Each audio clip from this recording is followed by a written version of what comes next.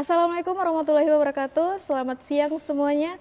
Perkenalkan, saya Khaira Utami Patiraja, mahasiswa Perpustakaan dan Sains Informasi.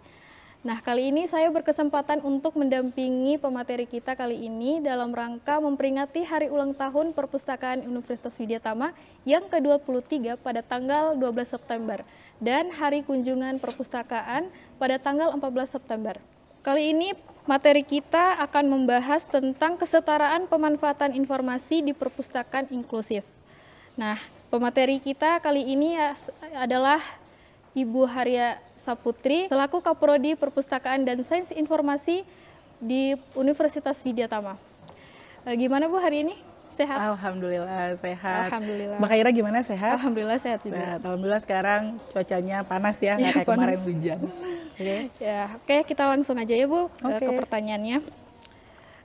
Bu mau tahu dong gimana sih perpustakaan inklusif menurut Ibu? Oke, baik, terima kasih ya Mbak Khaira.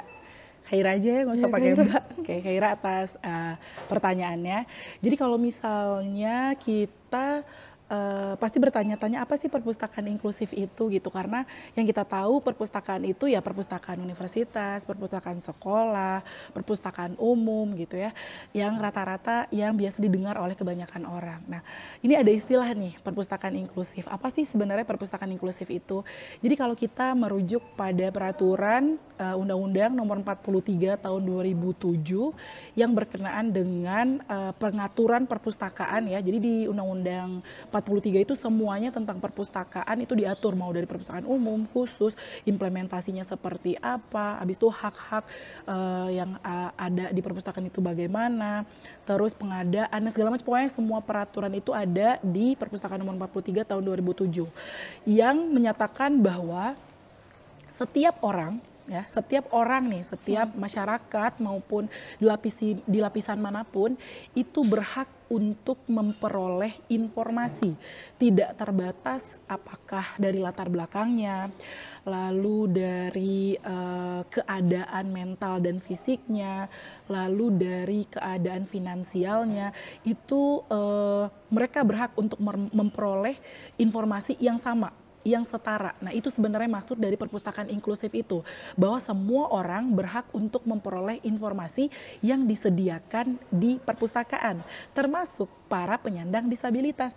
Nah, makanya disebut sebagai perpustakaan inklusif supaya koleksinya, fasilitas di perpustakaannya itu bisa dipakai atau dimanfaatkan oleh semua orang, termasuk para penyandang disabilitas seperti itu. Oke. Nah, kalau boleh tahu apa aja sih konsep dari perpustakaan itu sendiri? Yang disabilitas, yang inklusif ya. Inklusif. Tadi saya sebenarnya sudah sempat singgung sedikit bahwa setiap orang berhak gitu ya, mendapatkan fasilitas yang sama. Nah, untuk konsep perpustakaan inklusif sendiri ada beberapa poin yang harus diperhatikan. Yang pertama, perpustakaan tersebut otomatis koleksinya atau sumber informasinya itu harus juga yang layak atau yang bisa dimanfaatkan oleh para pemustaka. Mungkin kalau kita kebanyakan ya kayak kita yang normal, yang umum seperti itu, kita membaca buku ya dari buku biasa, dari buku cetak, atau kita memanfaatkan teknologi berupa komputer atau yang sudah disediakan oleh perpustakaan. Namun bagi para pengguna inklusif itu untuk koleksinya juga harus disesuaikan. Contoh, kalau misalnya tunanetra, nah otomatis juga koleksinya juga harus yang bisa mereka gunakan. Contohnya buku braille. Pernah tahu buku braille nggak? Pernah lihat nggak? Nah, saya jelasin sedikit ya. Jadi buku braille itu adalah buku yang dicetak ulang biasanya ya dari koleksi yang biasa, dari buku biasa, ini novel misalnya. Kan kita kan ngeliatnya huruf biasa. Tapi kalau misalnya dari koleksi braille itu bukunya berbentuk khusus. Dia itu tulisannya berbentuk timbul. Nah, itu tadi tujuannya yaitu tadi supaya para pengguna yang tidak bisa menggunakan koleksi biasa kayak kita itu bisa manfaatkan. Itu ada pertama ya dari koleksi. Dan sebenarnya kalau untuk disabilitas itu ada beberapa tipe, kan nggak cuman yang yang Tunanetra. tunanetra aja kan. Ada tunarungu, tunawicara, ada juga yang memiliki keterbatasan fisik, terus ada juga yang gabungan, misalnya fisiknya juga bermasalah, terus dia juga tunarungu atau tunawicara juga. Nah, itu juga koleksinya harus menyesuaikan. Itu tadi dilihat dari koleksi ya. Oke. Lalu fasilitas.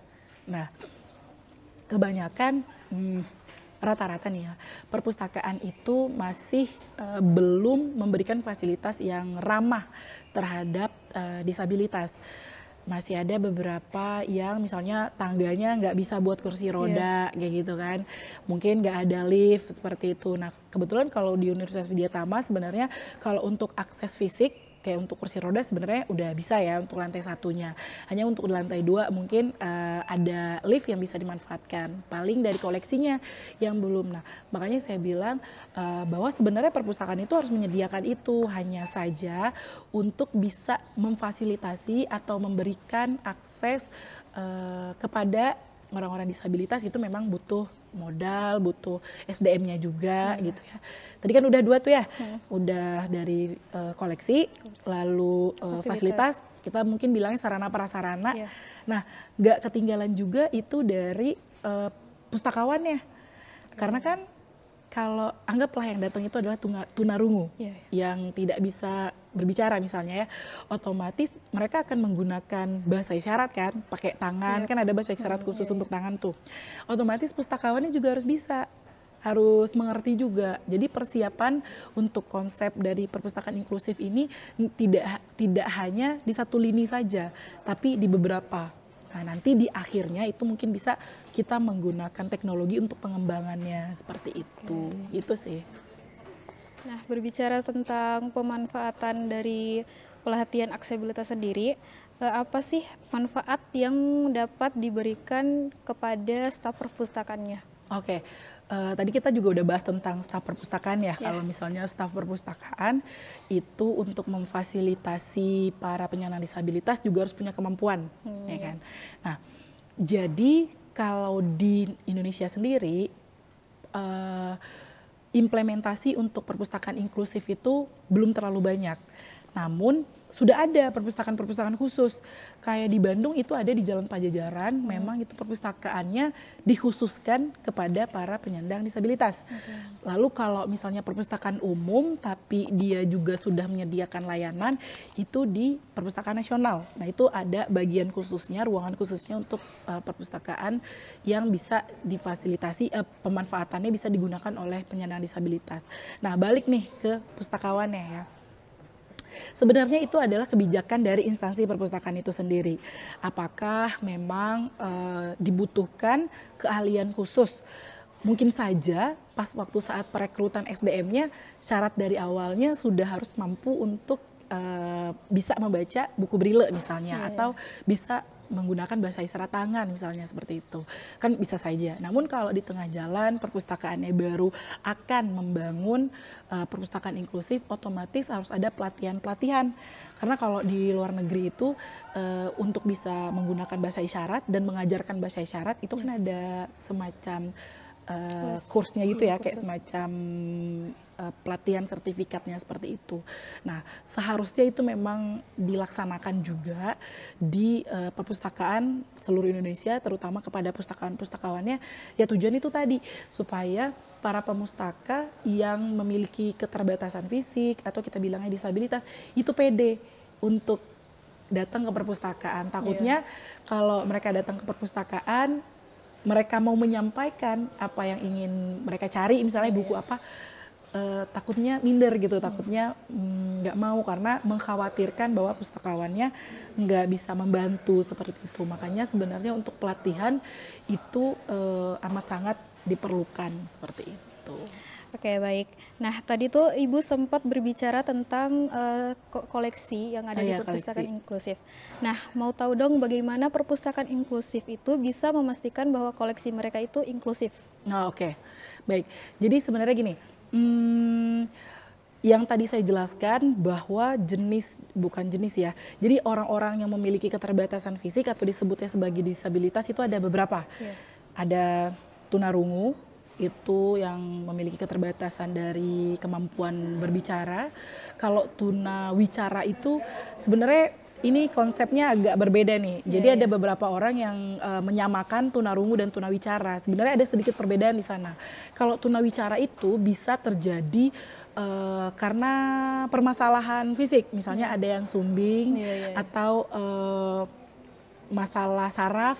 Nah, itu yang disebut sebagai tunawicara. Kalau tunarungu itu memang di masalahnya itu karena ada keterbatasan pendengaran, baik itu total maupun tengahnya lah ya dibilangnya, jadi kayak kurang jelas, jadi mempengaruhi ke kemampuan berbicaranya, itu disebut sebagai tunarungu. Nah, kita bedain dulu nih, ada tunarungu, tunawicara, ada tunanetra, keterbatasan penglihatan, terus ada tunagrahita, itu yang ada lagi yang keterbatasan intelektualitas. Nah, jadi yang ini loh yang kayak anak autis. Nah itu kan termasuk ya, itu keterbatasan intelektualitas tuh. Lalu ada yang gabungan saya bilang tadi. Nah, untuk memastikan apakah koleksinya itu bisa mencakup atau bisa memfasilitasi orang-orang ini, kita landasannya dari teman-teman yang disabilitas ini nih. Yang tadi saya bilang, yang tunanetra, berarti kan yang bermasalah penglihatan, otomatis koleksinya harus disediakan koleksi braille, buku-buku braille. Atau sebenarnya kalau sekarang itu kalau di handphone contohnya ada speech recognition. Pernah kan yang kayak Hai Siri misalnya seperti itu. Nah, di perpustakaan pun sebenarnya kalau misalnya pustakawannya ahli di bidang IT itu bisa membantu untuk membuatkan teknologi supaya para penyandang disabilitas ini nggak pakai buku tapi pakainya di komputer terus ngomong gitu loh, tolong dong cariin buku ini gitu loh. Terus bukunya itu nanti di komputernya itu langsung keluar suara-suaranya, karena kan dia tidak bisa melihat tapi bisa mendengar kan, seperti itu. Terus kalau misalnya tadi yang tunarungu sama tunagrahita, nah bisa dengan ini juga melihat dari komputer, kan mereka bisa ngelihat kan, lihat dari koleksi-koleksi yang ada di komputer misalnya seperti itu. Terus kalau yang keterbatasan fisik, berarti kalau keterbatasan fisik kan fasilitas, lebih ke sarana dan prasarana sebenarnya yang harus dipertimbangkan, bahwa mereka memang kalau untuk mengakses atau duduk kursinya misalnya harus kursi yang datar supaya mereka bisa pindah, atau kalau yang pakai tongkat langsung bisa duduk gitu. Nah, itu dari sarana prasarana. Lalu kalau misalnya yang keterbatasan intelektualitas, mungkin di perpustakaannya butuh ruang khusus yang bisa membantu para penyandang disabilitas intelektualitas ini lebih rileks, lebih santai, atau ada ruangan khusus yang ada musik-musiknya misal yang bisa membuat mereka tenang ketika mereka datang, atau bisa membuat mereka nyaman seperti itu. Jadi yang utama itu kita landasannya dari teman-teman yang disabilitas dulu nih, keterbatasan fisiknya seperti apa. Karena kalau kita normal, kalau kebanyakan kita normal ini kan koleksinya standar ya, buku udah ada, kalau misalnya mau pakai komputer juga udah langsung bisa seperti itu. Apalagi generasi zaman sekarang itu pemanfaatan teknologinya canggih-canggih, pada bisa semua seperti itu ya, pada ngerti gitu loh. Cuman itu tadi untuk teman-teman yang memiliki keterbatasan disabilitas, keterbatasan permasalahan disabilitas, itu harus disesuaikan koleksi-koleksinya seperti itu. Terus Bu mau nanya, kalau untuk solusi yang dapat diterapkan untuk meningkatkan kesadaran masyarakat untuk mengenai pentingnya perpustakaan inklusif itu gimana? Oke, ini pembahasannya ke masyarakat berarti ya. Sebenarnya gini, kalian suka ngerasa nggak kalau misalnya ada penyandang disabilitas, terus seolah-olah kita tuh kadang ngeliatin tanpa sengaja gitu, kita ngeliatin atau enggak mereka jadi merasa risih. Nah, yang perlu dilakukan itu adalah penyetaraan, bahwa mereka juga sebenarnya sama aja sama kita, sama-sama manusia normal biasa aja gitu. Yang perlu itu kita sadar bahwa mereka itu tidak ada bedanya dengan kita, dan mereka itu bisa diterima di lingkungan sosial kita. Karena permasalahannya itu mereka jadi nggak pede kalau datang, takut diketawain atau takut diliatin seperti itu. Itulah hal yang membuat para penyandang disabilitas itu terkadang nggak mau datang ke perpustakaan khusus, ke perpustakaan umum, karena takutnya itu tadi, takut diketawain atau takut diliatin sebenarnya. Padahal sebenarnya kan mereka mencari informasi ya, mungkin pustakawannya mau aja kan menerima seperti itu. Hanya saja ya kesadaran masyarakat untuk berpikir bahwa mereka itu sama aja kayak yang lainnya juga, itu perlu ditingkatkan seperti itu.